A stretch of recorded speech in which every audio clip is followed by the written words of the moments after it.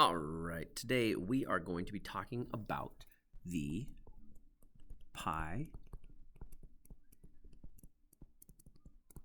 Pythagorean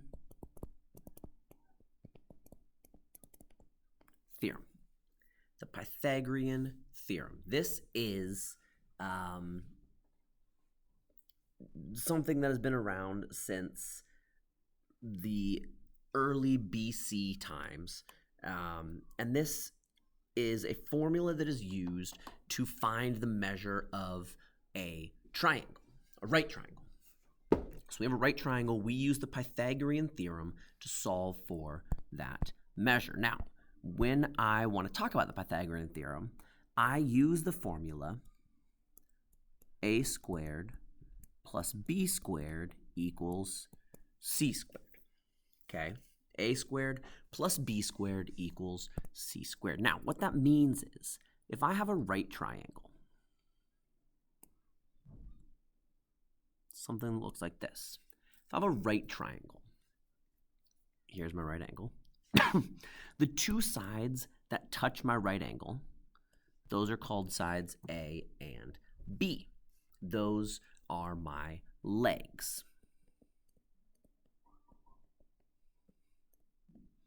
And then the side that is against or opposite of my right angle, this is called side C, and this is called my hypotenuse. My hypotenuse. So I have two legs and a hypotenuse, and that makes up my right triangle. Now, I can use this formula to find the measure of either my legs or my hypotenuse. What the formula says is, it says that if I make each of these sides here into squares, if I make that side into a rough square and this side into a rough square, that will equal these two squares added together. Add these together. That will equal the measure of if I made this into a square. Now again, my squares are not perfect, but that's what it says. It says that these two measures added up will equal that measure. And so that's what we're trying to figure out is, by using our squares and our square roots, can we solve for the measures of a triangle? Now, let's say I know that I have this right triangle, and here's my formula. And I've got, this is a measure of 8 inches. This is a measure of 10 inches. No, I don't want that. 8 inches and 6 inches. And I want to find side C. Well, I'm going to plug everything I know right into my equation and say, well, instead of a squared plus b squared equals c squared, A is going to be 8 inches, B is going to be 6 inches, and now I need to solve for C.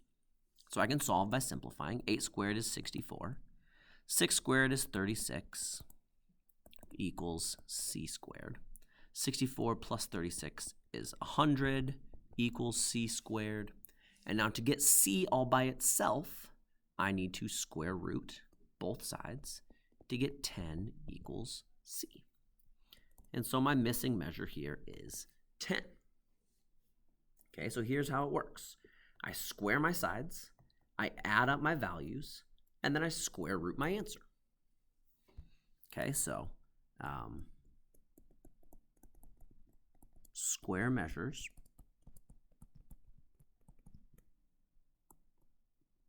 add or subtract square root answer. Square my measures, add or subtract my values, square root my answer. That's how I find my missing sides. Okay, so let's try another one. Let's say I've got triangle here.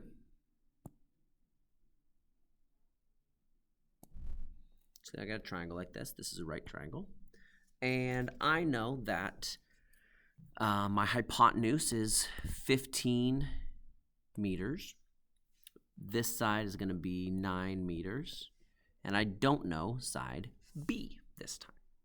Well, I'm going to take the information I know. A squared plus B squared equals C squared. Plug in numbers. A is 9. C is 15. And I don't know B. Now I want to start solving it out as much as I can. Okay, so we're going to say 9 squared is 81 plus B squared equals 15 squared is 225. Now to get B by itself, I need to minus 81 minus 81. This is going to give me B squared equals 144, and then square root both sides to get B equals 12. So my measure here, my missing measure is 12 meters. Okay, missing measure is 12 meters. I'm going to plug in all my information into my equation. Here's my equation. Plug all the information I know into my equation. I'm going to square what I need to, add or subtract where I need to, and then square root where I need to. And that's going to give me the answers I'm looking for. Okay. Let's try one more. Let's say I have,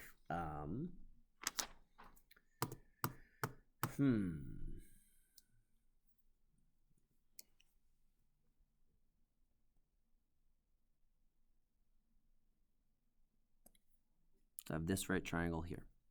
And I know that this side is going to be 6. This side is going to be 6. What is side C? You may use your calculators. Please do use your calculators. Round to the nearest hundredth. Have a great day, and I will see you all tomorrow.